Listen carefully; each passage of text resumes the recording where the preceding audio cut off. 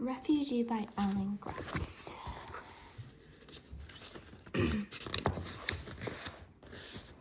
Isabel. The streets of Florida, somewhere north of Cuba, 1994. One day from home. Isabel hit the water and sank into the warm Gulf Stream. It was pitch black all around her, and the ocean was alive. Not alive with fish, alive like the ocean was a living creature itself. It churned and roiled and roared with bubbles and foam. It beat at her, pushing her and pulling her like a cat playing with a mouse it was about to eat. Isabel fought her way back to the surface and gasped for air. Isabel, her mother shrieked, her arms stretching out for her. But there was no way her mother could reach her. The boat was already so far away. Isabel panicked.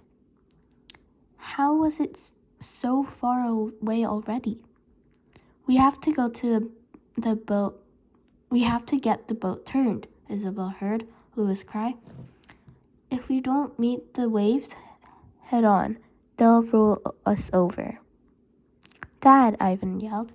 Isabel spun in the water, and a wave slammed into her, filling her mouth and nose with salty water and sweeping her under again.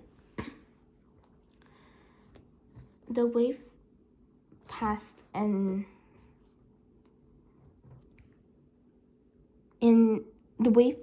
she broke the surface, gagging and choking, but she was already moving toward the place where she had seen the Sonora Castillo's head before it was under. Her hand struck something in the dark water, and Isabel recoiled until she realized it was Sonora Castillo. The sea was tossing him around, and he wasn't moving on his own.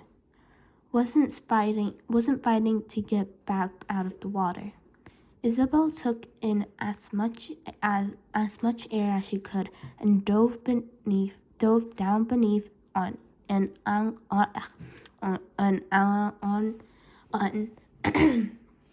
an oncoming wave. She found Sonora Castillo's body in the dark, wrapped her arms around him, and kicked as hard as she could to the surface. The ocean fought her, sweeping her legs out from under her and spinning her all around. But Isabel kicked until her lungs were about to burst, and at last she exploded up into the cold air, gasping. There they are, Ivan cried. Isabel couldn't even try to look for the boat. It was all she could do to keep Sonora Castillo's lolling head above water and catch quick breaths before the waves rolled over them both.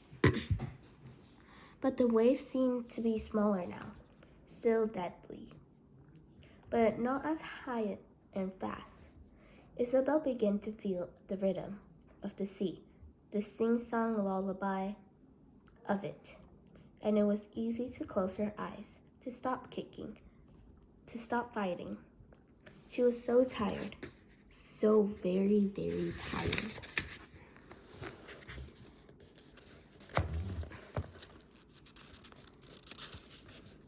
And then Ivan was there in the water with them, his arms around her, like they were back in the village playing together in the waves on the beach. Here, they're here, Ivan shouted. Their boat was now alongside her, and her head thumped into the side of it as a wave washed over her.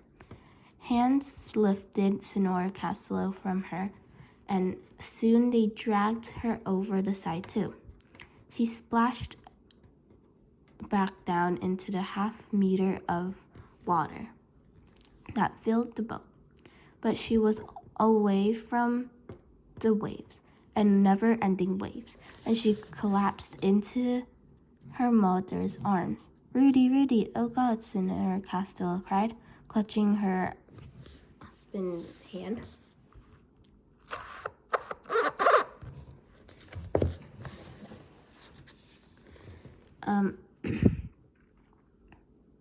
Senora Castilla was unconscious.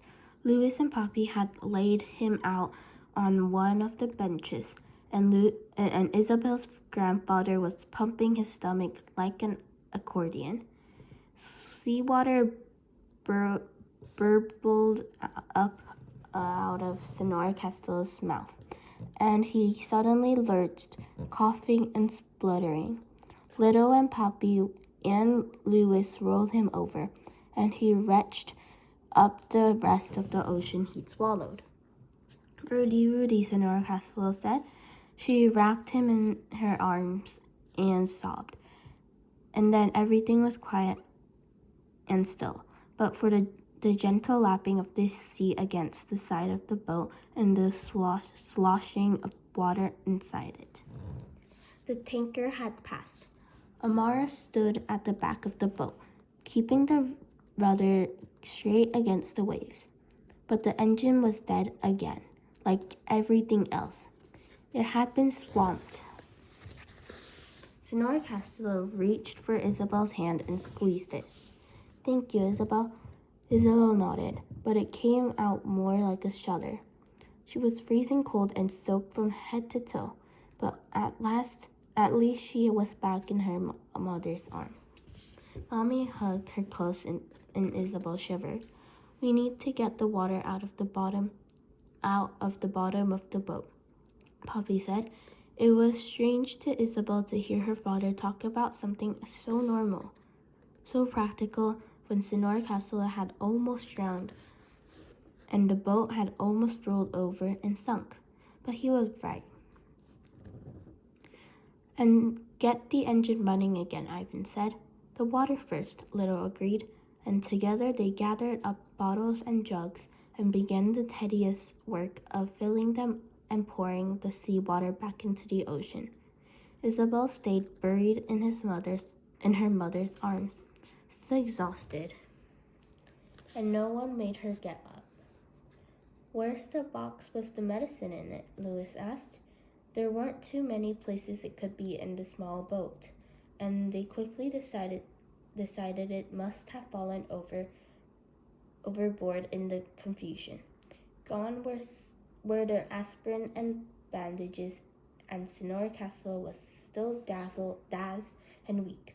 It was bad, but if they got the boat bailed out, and if they got the engine running, and if they got back on track with the sun tomorrow, and if they didn't run into any more tankers, they could make it to the States without needing the medicine or matches.